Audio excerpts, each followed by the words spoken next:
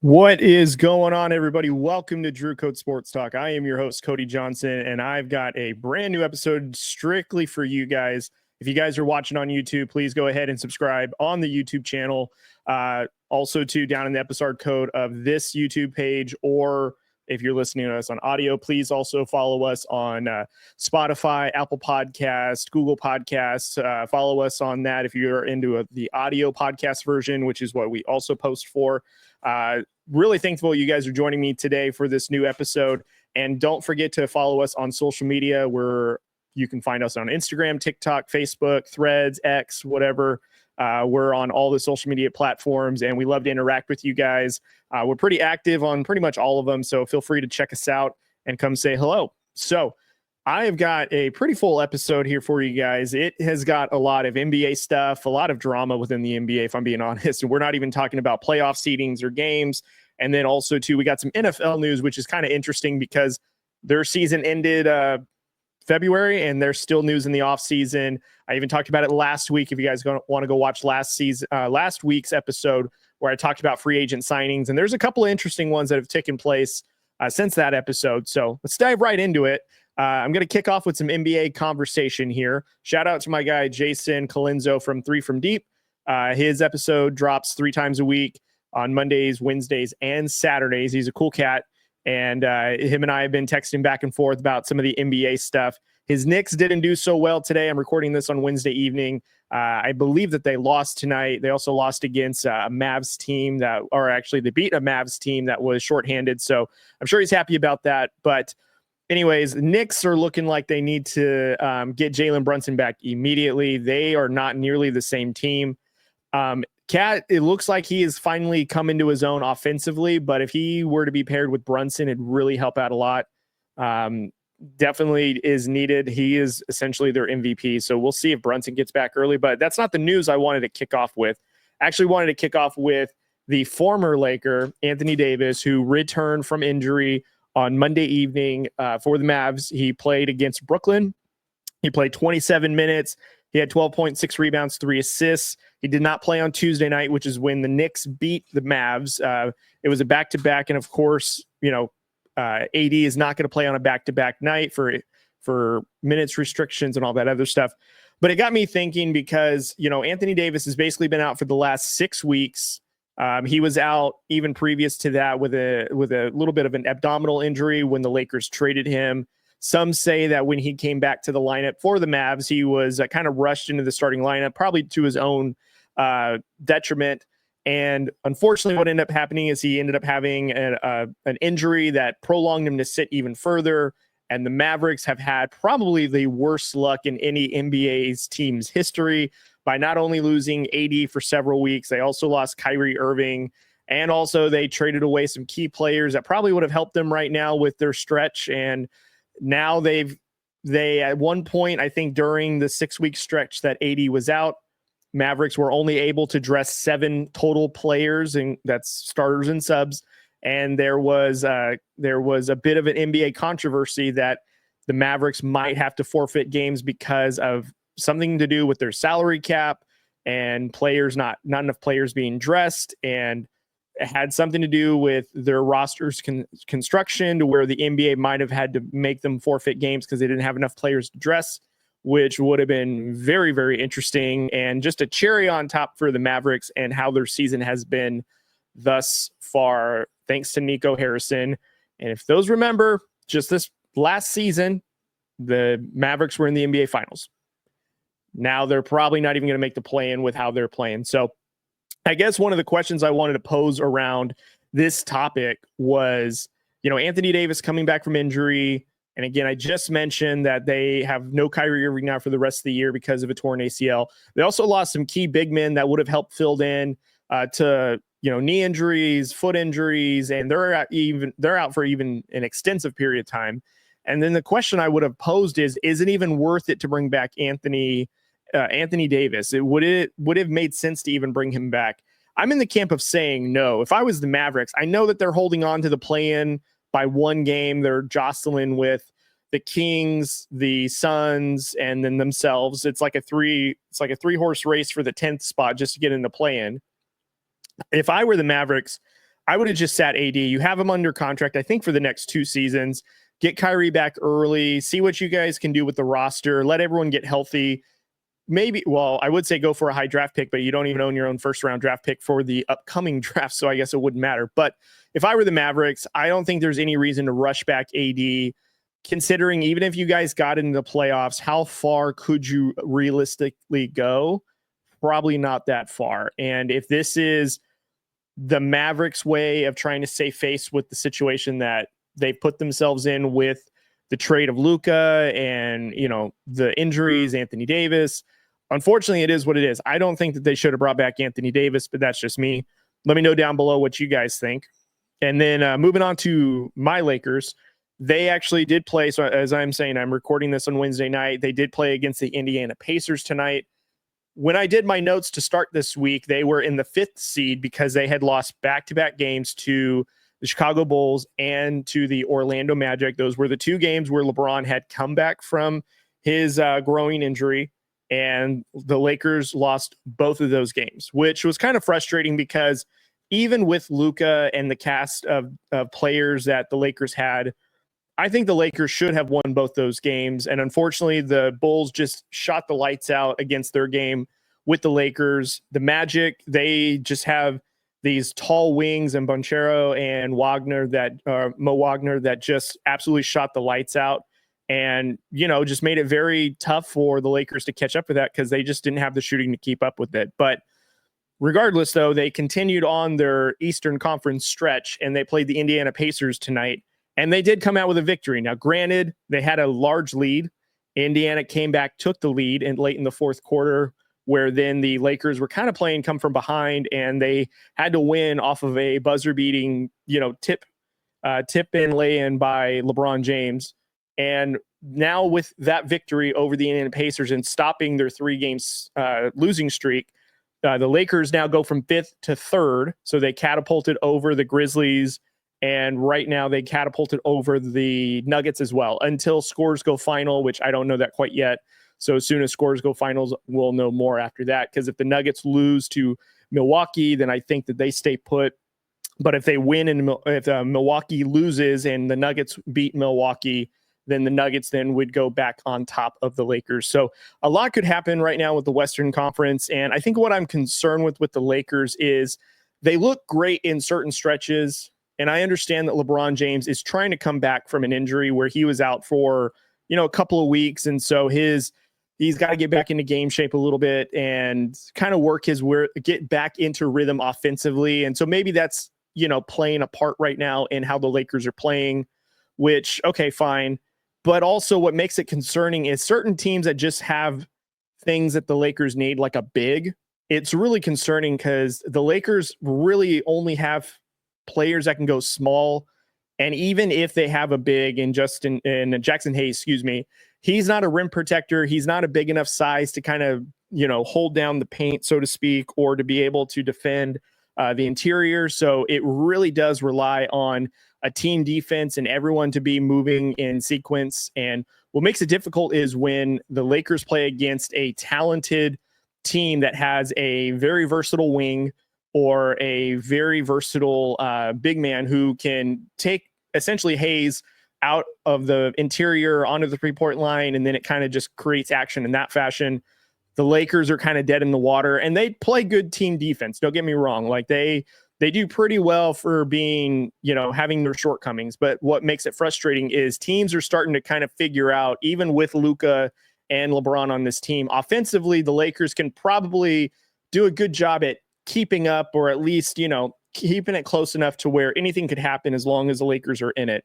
But defensively, the Lakers are not going to be able to keep up with the teams like the Nuggets. Like I get it. The Lakers have beaten the Nuggets 2 different occasions. But if I'm not mistaken, one of those occasions didn't even have Jokic on the team. And then the other one, Jokic just had a poor shooting night. That's probably not going to happen again. And how do we keep Jokic in check? I don't know. The Grizzlies, they've got Jaren Jackson. He's a big, and defensively, he's a guy that's going to protect the paint. It's going to be really hard for Jackson Hayes to keep up with him. And then you got OKC, who's nothing but tall bodies, and that's going to be difficult because they got shooting. They're young. Now, granted, the Lakers may be able to bully ball them in a sense into into a victory if ever they meet each other in the playoffs. But I still think the Lakers have a lot of trouble ahead of them. Clippers are getting hot right at the right time. The Nuggets are coming into form right now with the way that Jamal Murray has been looking, and Jokic, when he comes back from injury, they're going to be a lot better. So I think the Lakers need to be a little concerned with just the skid that they're having at this point in the season and the arrogance that they're kind of showing about it's going to be okay. Yeah, I think that's fine and all, but I think what I'm concerned with is just the games that they should win just because they're the better team. And again, I'll allude to the Bulls and then the Magic. I feel like that those routines that they should have won, even though, like, sure, they had great shooting nights. The Lakers need, if they're going to compete on a conference championship, maybe even finals level, they need to eke out these wins against teams that, you know, probably shouldn't be hanging around. So, and then moving on to Jimmy Butler returning to Miami to face the Heat. This is his first game back in Miami since the trade. The whole debacle with him kind of, you know, having a fit and him and Pat Riley bumping heads, which is kind of another thing we should talk about how Pat Riley's kind of, I wouldn't say ruined the franchise for Miami, but has made it very difficult for superstars to want to stay in Miami, even though by all accounts, it's a desirable market. So the fact that, you know, he is alienating superstars is very troubling. Jimmy Butler, on the other hand, though, did not help the situation. Jimmy Butler essentially being defiant in how he handled his own situation in negotiations is a thing that Jimmy Butler is going to need to address. But, you know, I was even saying when I guest appeared on Boom broadcast shows that, you know, this is kind of MO for Jimmy Butler. He did this in Chicago. He did this in Minnesota. He did this in Philadelphia. And he's just repeating the same thing when he was in Miami. Now that he's in Golden State on the Warriors, sure, everything is all peachy king and roses because, you know, it's new and they're winning when Jimmy Butler's in the lineup, which is great. But what happens when that sours? What happens when they hit a losing streak? When rough patches come? Is Jimmy Butler going to throw attitude and have antics all over again? I don't know. I think we wait and see. But Jimmy Butler did return to Miami, as mentioned.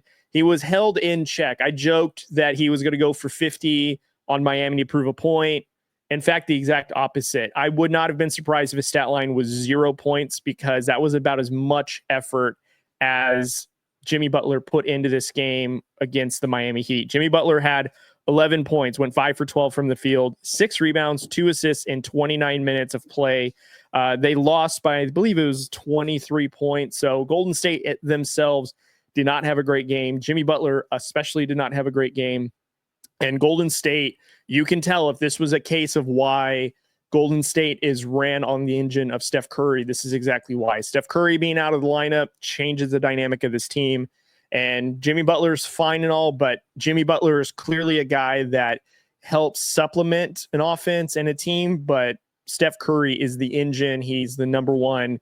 He's the difference maker, and he's what is missing on the Warriors right now. But it was kind of weird to see Jimmy Butler just being so timid. And then I can't recall, but he had to, like, after game comments about he was surprised by the warm welcome. And then he kind of gave it a backhanded compliment, which was kind of interesting because I don't think it was Miami Heat fans' fault of the situation that transpired. I think that was between him and management with Pat Riley. And so some of the fans that welcomed him back warmly, and then again, Jimmy Butler with some comments that just kind of wished that away. You know, that's a bit harsh from Jimmy Butler, but whatever. I mean, it's kind of on par for Jimmy if I had to be honest. So, and then continuing on a little bit with some NBA stuff. So right now we've got Boston Celtics. They are taking on currently right now the Phoenix Suns. And it kind of just strikes it interesting because at the moment, the Phoenix Suns are kind of on a winning streak right now where they're starting to move up a little bit more in the play-in bracket. So right now, the Suns are holding on to the 10th seed. Below them is the Mavericks at the 11th seed. And then at the 9th seed above the Suns are the Sacramento Kings. However, they're also on a bit of a losing streak. So there is a possibility where we can see the Suns kind of eke into the 9th seed or, you know, Lord help us all. If the Suns get on somewhat of a hot streak, they could find their way into the eighth seed of the play-in, which would be very, very interesting because they essentially would only need to win one game to get into the playoffs rather than 2 games from the 9th and the 10th seed. But I think what's interesting about the Suns is they were probably a team that had a lot of expectations and a lot of aspirations to get into the playoffs with having a Devin Booker, with having a Kevin Durant, with having a Bradley Beal, and yet neither of that has come to fruition. In fact, the Suns, had they not had Kevin Durant, Devin Booker, or Bradley Beal, would probably look like the worst team in the NBA right now, which I find very, very interesting considering, again, the type of roster that they have. And it's kind of just fitting how the NBA nowadays does not really fit the mold of having a big 3, or at least a big 3 of primarily ball handlers. The modern NBA now is shooters, guys that can play in space, and those that just understand a role and just don't try to overstep. Like, if this was back in the 2010s, maybe this style of play would work. But now we're in the 2020 era and 2025. It's just, that's not how you play basketball anymore. It's around the 3-point perimeter, very rare mid-range, open layups, get to the foul line. It is no longer a mid-range game, beat your guy off the dribble or a one-on-one kind of a sense. Because really, if you only play one-on-one, you're really just hurting your team, because no movement, no action. There is no way to get that defense off balance. So I just had a very interesting question that I wanted to pose for those out there watching and listening is, of course, I just talked about the Phoenix Suns, how they're kind of on a win streak, but for all intents and purposes, with the roster that they have, this should be far better. And then we talked about the Dallas Mavericks earlier in the show, where you have, Dallas brought back Anthony Davis, but they've also traded away key players that were young that could have helped them right now. They've had injuries to their big man who would have helped replace Anthony Davis. And they did lose Kyrie Irving to a season-ending ACL injury. And on top of that, they have slipped from being, I think, the 3rd seed at one point in the NBA season to now they are, again, the 11th seed, as I say this right now. And they've had a very disappointing season since the trade with Luka, and just nothing but bad luck. And really, it's, on the shoulders of Nico Harrison, who kind of put them in this predicament. And then the third team that I want to pose this question about before I kind of really phrase it is Philadephia 76ers, who signed Paul George to a $100 million contract to bring him in from the offseason, who also last year signed Joel Embiid to, I think, a $197 million agreement last year, or a season ago. And now Joel Embiid, after 27 games, was shut down because of chronic knee pain and I think back as well. Paul George has now been officially shut down as of 2 weeks ago with a shoulder injury. He also had some knee issues. And remember, last month, he shut down Podcast P, his show, because he wanted to focus on basketball. Well, since then, he has not returned to the basketball court because he's been injured. So I guess we should wait for the season premiere of Podcast P with Paul George, because it's going to happen. There's really nothing else for him to do other than rehab and get ready for next season. So might as well have a show again. And so I just wanted to pose the question, because here we have the Suns as of today as a 35-37 record right now. Mavericks have a 35-38 record. Philadelphia Sixers have a 23-50 record right now with how the season has going. I'm curious which of those three have had the most disappointing season today. And I will tell you my answer, but I'm also curious to know what you guys are thinking. So let me know down below, between the Phoenix Suns, Dallas Mavericks, and the Philadelphia 76ers, out of those three, who has had the most disappointing season up to this point, or just in general for the entirety of the season? I would have to say that based on expectations from what happened last year, I think that you'd have to say it's going to the Dallas Mavericks, because here you had the Dallas Mavericks who had Luka, who had, Kyrie Irving, needed to just add a couple of pieces, which they were trying to do. They came into this season looking like that they were coming into form. Luka gets injured around Christmas time, which it's going to happen. It's a long season. And some reason, Nico Harrison decides to trade the franchise, the future of the organization, at Luka at the ripe age of 25 years old, trades him for a 31-year-old injury-prone superstar in Anthony Davis to help defense, and gets there, plays one game. In fact, I think he played 27 minutes or 28 minutes. He had a great first half. I think it was like 28 and 14 or whatever, like very good stat line for a first half and a debut, very energized. This is before Kyrie's injury. Then he goes out referring to Anthony Davis. And again, I just repeated all this all over again. Anthony Davis goes out, then Kyrie Irving supplementarily goes out, and you've got all the big men that are now injured. Mavericks have gone at one point with having 7 players only available to dress, and that's how they play a professional NBA game. I know some people can make the argument that it's the Philadelphia 76ers, and that's a very valid argument. My only retort to that is I myself was not high on Philadelphia coming into the season in general. I'm surprised that they had such a big fall off, but I think with the way that Joel Embiid played last season, his comments this offseason, where he just didn't seem like he had any fire or any heart going into the season, I just didn't have high hopes for the Philadelphia 76ers. And as far as falling as far as they did to where they're in the bottom third right now of the Eastern Conference, I'm surprised in that factor, but I'm not surprised with Will. Philadelphia has just kind of like slowly like diminished from where they were just a couple of seasons ago, being a potential Eastern Conference finalist in the playoffs just a few seasons ago. But, and then also too, to look at Phoenix, look at what the new owner has mortgaged essentially to acquire Kevin Durant, to acquire Bradley Beal.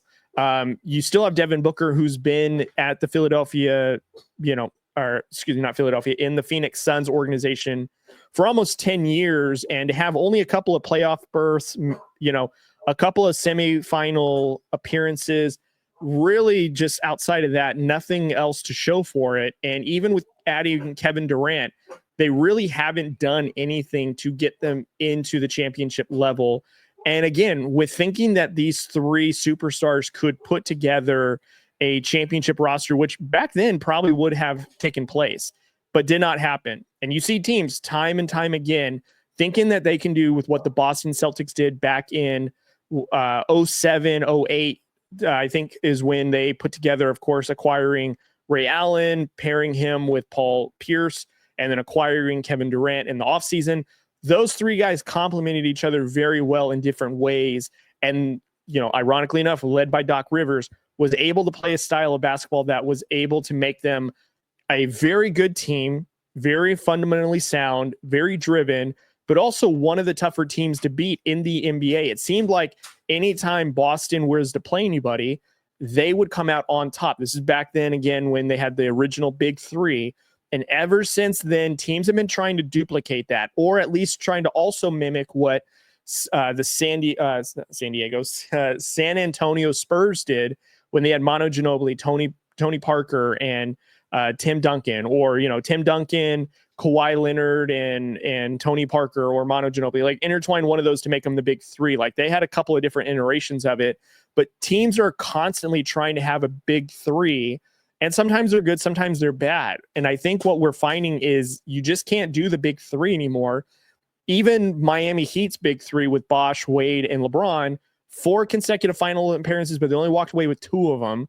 And if for as much money and as much, as much as it's being looked at to have a Big 3, you better win everything for what it costs you to mortgage your franchise to make that even happen. So for the Suns, sure, like they can look like one of the bigger disappointments because of the amount of money that they're affording to these 3 superstars, to what the expectations were, how they essentially mortgage their future and don't really have any future draft picks. But I still say that the Dallas Mavericks, in my opinion, are probably the more disappointing team in this season with what is all in transpired so far. So that is the end of the NBA segment. So I'm going to do a quick little break and promote some partners here with StreamYard, SeatGeek, and I'll be right back. So stay tuned. We will be right back. Drew Code Sports Talk is powered by StreamYard. Want to take your podcast to the next level? Use StreamYard. It's the easiest way to record, stream, or produce high-quality episodes, whether you're solo or with guests. Plus, when you sign up today, you'll get a $10 credit to get started. Use the link in our bio. Don't miss out. StreamYard is your key to seamless podcasting. Drew Code Sports Talk is supported by SeatGeek. SeatGeek is your go-to app for tickets, making it super easy to find the best deals. They even rate each ticket deal on a scale of 1 to 10, so you know you're getting your money's worth. And as a special thank you to our listeners, we've got a promo code just for you. Use Drew Code at checkout to get $20 off your first order. That's $20 off your first purchase, whether it's for the game that you've been dying to see or that concert that everybody is talking about. Head over to SeatGeek now, find your perfect seat, and use Drew Code for $20 off your first order. SeatGeek. Get your tickets to the action today. All right, guys, welcome back. Thank you guys so much for staying tuned. Again, check out SeatGeek to get $20 off your first order by using Drew Code at the checkout. When you're getting your tickets and you're at the checkout, use the promo code Drew Code to get $20 off. And then don't forget to visit StreamYard. If you guys want to get started on your own podcast journey, go ahead and go over to StreamYard, get an account. Use our code. You'll get a credit towards your start of your account. And there's a lot of great resources and videos on how to use StreamYard, which is where Drew Code is recorded on. So highly, highly, highly recommend it. Also, one last one, we're partners with Fanatics. So go to fanatics.com to pick up all of your official licensed gear for any NFL, MLB, or NBA gear for your favorite team or favorite athlete. Link is in the bio for all the sports leagues that you are interested in, including the WWE. So back to the show, we are going to be talking about some NFL stuff and not a lot of NFL movement, to be honest. If anything, it's still the same conversations. We're going to talk about some quarterbacks that have just been signed, and now it kind of makes an interesting situation with an older quarterback that is out there that still has not made a decision. And by the time I post this, which would be Thursday, hopefully he makes a decision. But as of right now, he has not. But here's the latest in NFL news. So the New York Giants, as of, I believe this one was on Sunday, signed Jameis Winston to a 2-year, $8 million contract. I texted Jason, again, shout out to Jason from 3 from Deep. He's a New York Giants fan. I texted him and I said, hey, dude, how do you feel about this signing? And he goes, honestly, it's a backup role. Jameis is going to probably mentor whoever the rookie is, and that's fine. He sees it nothing more than that. And I was joking that Jameis is going to throw so many pick sixes against the Philadelphia Eagles, and the Cowboys and Eagles are going to, and now even the Commanders, because their defense is pretty good, are going to have a field day with Jameis Winston. But that kind of leads the question of, if the Giants at the third pick stay at the third pick, let's assume that they don't trade up. Let's assume they don't trade down. Might have an opportunity to get a quarterback in that third spot. Maybe they get Shedeur Sanders. And, would you want Jameis Winston to back up Shedeur Sanders, or would you have Jameis Winston start and have Shedeur Sanders kind of just wait and just see how the NFL kind of works? I think that makes it a very interesting situation coming up. Although, just yesterday, there was breaking news where Russell Wilson also signed with the New York Giants for 1 year, $10.5 million guaranteed. So that's also like back up to starter range money for, a mid-level kind of an agreement. And now you've got Jameis Winston, you've got Russell Wilson on contracts. Oh, and don't forget, you still are keeping Tommy DeVito. So you've got Tommy Cutlets, you've got Mr. Unlimited Subway and Russell Wilson, and you got Crab Legs, Jameis Winston as your 3 quarterbacks. Them drafting Shedeur Sanders, I think, is the move that they should go. But now, if there's a world where I could see that they are going to maybe draft somebody else that's not a quarterback, which is interesting because, I don't know, I'm not sure what the Giants want to do. I have a feeling that this regime is trying to save their jobs and trying to plan for the future. But I think that they are hedging their bets and trying to really make this team an above average team, not a playoff team. And also trying to act like they're worried about the future, but really make decisions right now to save their jobs. Because let's be honest, Brian Daboll and the Giants GM, I don't even remember his name, they're probably out next season. By all intents and purposes, if the Giants don't make the playoffs, that they don't get into the playoffs in some form or fashion, whether that's a wild card, the divisional round, whatever the case may be, if they don't look much improved, considering they let Saquon Barkley walk for the sake of signing Danny Dimes, Daniel Jones, aka Danny Dimes. They signed him to a $40 million deal, and within the same calendar year, cut him, and now he is signed to the Indianapolis Colts. So the Giants have a lot to make up for allowing a divisional rival to sign their franchise player, who then helped that team win a Super Bowl. The Giants need to do something to rectify this situation. And what that is, I don't know. But if I were the Giants, I would draft Shedeur Sanders, and I would build the future around Shedeur Sanders. You have Malik Neighbors, who is a phenomenal wide receiver, had a great rookie year. He's got to be a big name in the NFL for a lot of years, as long as he stays relatively healthy. Shedeur Sanders could really be a great quarterback to step into that situation. I can understand if they signed one of these players, but the fact that they signed two quarterbacks that could potentially be backups while also keeping I wanted to call him Danny DeVito, while keeping Tommy DeVito, is very, very interesting. And they did improve some of that defense too. So they have a team defensively that could keep them competitive, but their offense isn't really matching that. And I'm concerned with their offensive line. They need to get younger on that aspect of it. I think that they need to add an additional weapon to help Malik Neighbors. Also, maybe look into seeing drafting another running back that could help be a workhorse for them in that offense. But also too, like, this regime, I don't think is going to make it after this season. They are coaching for their jobs. And unfortunately, I think that there's just a timer on their time with the Giants. They're not going to make it at the end of the season, I don't think, at least with the moves that they're making. And the fact that in the draft, and I don't know too, because a lot of the reporting is very much of what does Tennessee want to do? What does the Browns want to do? So maybe this all might be different. Maybe at the third pick, the Giants might end up having a Travis Hunter following the laps in some form or fashion, and they draft Travis Hunter. But to be honest, I think Travis Hunter is probably going to go second overall. I don't see where Travis Hunter falls outside of the top three. So I think he's either going to be drafted at 2 or by the Giants. But if the Giants draft him at 3, then they are going to lose out on maybe an opportunity to get Shedeur Sanders if he's still there. Or maybe the Giants, trade back in to get Jackson Dart or something. I don't know. But it doesn't look like there's a clear path for the Giants, and that's what's a little interesting in the news from them this week.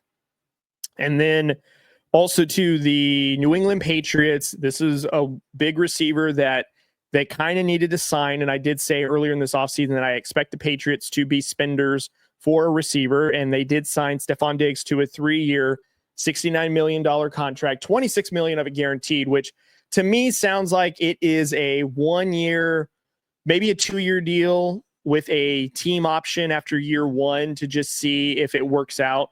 Because Stephon Diggs has a lot to prove, coming back from a torn ACL that he had in Houston. He needs to come back and show people that he can still be a number 1 guy. Drake May, who will be coming into his second year as the starting cornerback for the New England Patriots, needs a number 1 guy to rely on. He didn't really have anybody.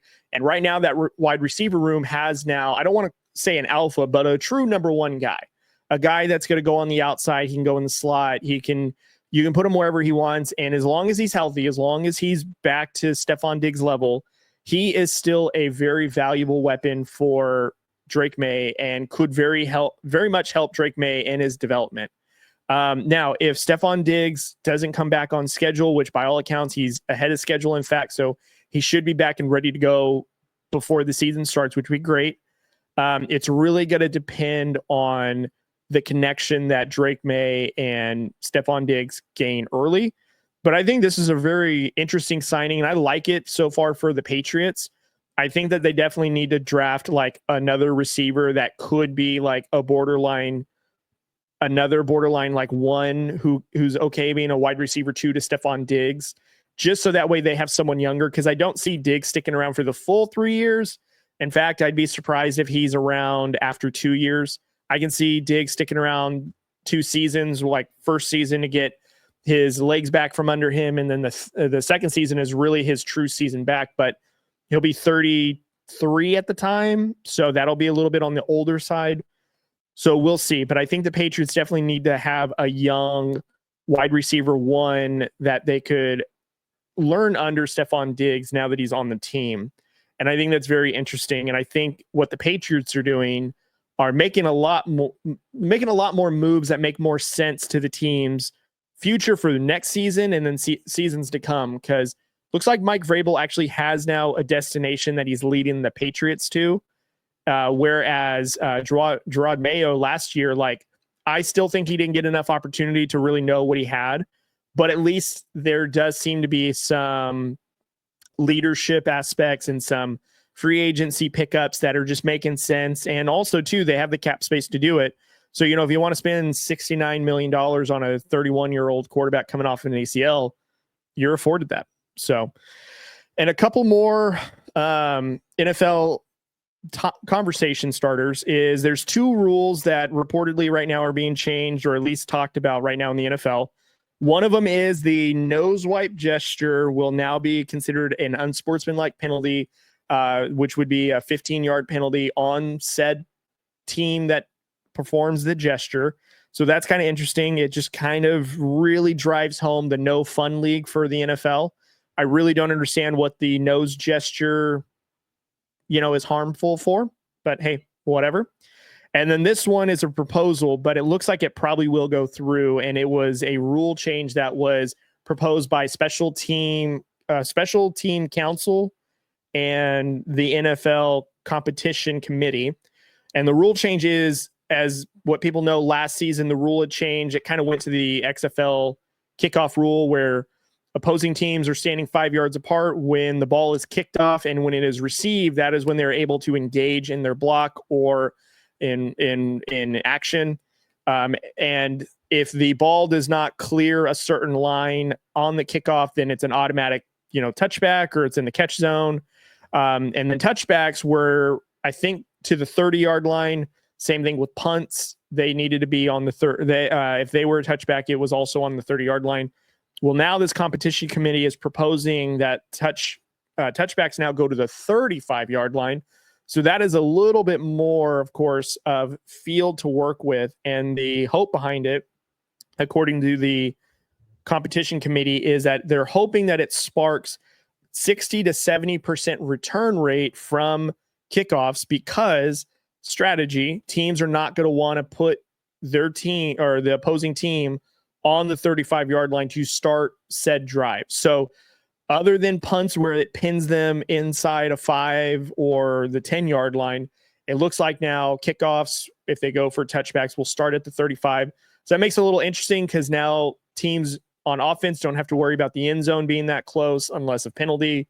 So this is a very interesting rule change. I don't know if it makes that much of a difference, but if it does keep kickoffs a little bit more exciting and actually teams participate in doing it again, I think that does make it interesting, because more kickoffs means more opportunities for returns. Maybe return specialists finally have finally actually do well and not just sit on the sidelines, because there are some players that just trot out players and they engage in blocks, and then that's pretty much it. There really is nothing else for them to do. So it's really the only other thing I have. And then again, because now the New York Giants have signed Russell Wilson, Jameis Winston, and also earlier this offseason, the New York Jets have signed Justin Fields as a quarterback. And I think that they're rumored to also be drafting a quarterback of the future if one falls available to them in this upcoming draft. But that means that the Pittsburgh Steelers now only have Mason Rudolph on the active roster for quarterback, which means they probably will be the de facto recipients of Aaron Rodgers whenever he makes his decision, because the last two starting quarterbacks that Pittsburgh Steelers had have now each signed with a New York team. And the New York Jets former quarterback is looking for a new home and could end up with the Pittsburgh Steelers. If anything, I think it's probably going to happen. I mean, there's really no other team that makes a lot of sense. Even the Browns have had acquired Kenny Pickens from the Eagles. There is a rumor that even though the Vikings are hoping that JJ McCarthy is a week 1 starter, they have not completely shut the door on Aaron Rodgers, which is kind of interesting. But honestly, with the type of salary he may ask for, you might as well have just re-signed Sam Darnold if he was in the market for it, because Aaron Rodgers is going to probably require a pretty penny to be a 1-year rental. And, sure, have JJ McCarthy learn behind Aaron Rodgers. But, if you already believe in JJ McCarthy, you might as well just have him be the starter and just go from there. But Aaron Rodgers, it looks like it makes the most sense for him to go to the Pittsburgh Steelers. If he does sign with Pittsburgh, he'll have George Pickens as a receiver, DK Metcalf, who was recently acquired. He'll have a really stout defense. Pittsburgh's defense is always really, really good. But he will also be in one of the more competitive divisions in all of football. The AFC North is no joke. Having the Baltimore Ravens, that defense, 2 games out of the year, that'll be relentless. Cincinnati Bengals, they don't have a tough defense, and really they are shooting themselves in the foot in free agency. They, to just talk about the Bengals real quick, they did re-sign Chase and T. Higgins, but still have not gotten anywhere closer to Trey Hendrickson. So who knows if he'll still be on the team. He's willing to sit games. That's concerning. So anyways, Aaron Rodgers will have to go against the Bengals offensively. That's a tough matchup. The Browns are the Browns. I mean, they've got Myles Garrett. Myles Garrett might have a feast day on Aaron Rodgers if Pittsburgh doesn't really continue to bolster up their offensive line. So we'll see. Just free agency right now, since a lot of the big names have kind of gone, it's kind of gotten to a little bit more of a crawl. We're less than a month away from the draft, where a lot of things will fall into place. NFL will probably go into a little bit of a dark zone, and then we will have a lot of conversation when training camp and all that stuff starts. So, but yeah, and also too, opening day tomorrow. Again, I'm recording this on Wednesday. I mean, regular season technically started last week in the Tokyo series, but official opening day will start tomorrow. So go Giants. They have a stiff competition in the NFC West. We'll see how well we do. Drew actually will have an MLB episode coming out pretty soon, so stay tuned for that. I know everyone misses Drew. I miss Drew too. He misses you guys, but don't worry. He still will be putting out an episode of baseball, and I think he's got a Formula One episode coming out soon. So for all you Formula One fans, stay tuned. He's got a fun episode for it, and then he'll be talking about the Red Bull debacle with the second car and Ferrari. That'll be an interesting conversation. So anyways, you guys, that's my time right now. I appreciate you guys sticking around for Drew Code. Please feel free to subscribe to the channel, turn on notifications. That way you don't miss out on any of the latest episodes that we have that come out, or any videos that we post as well. You can also find us on TikTok, Instagram, Facebook, X, or Twitter, whatever you guys call it, and Threads. We're available on all those platforms. So go follow us, go check us out on social media and hang out with us and say hey. And then we'll be back next week for a brand new episode. And stay tuned. I'm cooking up something from behind the scenes. If everyone remembers my pals from the Boom Broadcast Network, shows like Out of Pocket is on there, 3 from Deep with Jason Colenso, Gridiron Address, which I guest hosted. There's also several other shows that they do have. I'm cooking up something right now where I'm trying to get a massive, huge collab with them, where I have a lot of the hosts of their shows just kind of on Drew Code, and we do like this large stream episode where we kind of just hang out. So that'll be an interesting one that I'm hoping to plan within the next couple of weeks to kind of talk about the NFL season and maybe some other fun conversations that we're going to have on there as well. And I will also be guest appearing on another show. So stay tuned on socials to be to hear from that. Probably seeing on our stories and other places very soon. So stay tuned for that. It's going to be a fun one. So that's all for me this week, you guys. Again, subscribe to the channel, follow us, and listen to us wherever you get your podcasts out for your audio versions. And thank you guys so much. Be kind to one another, and I will catch you guys on the next episode. So we'll see you.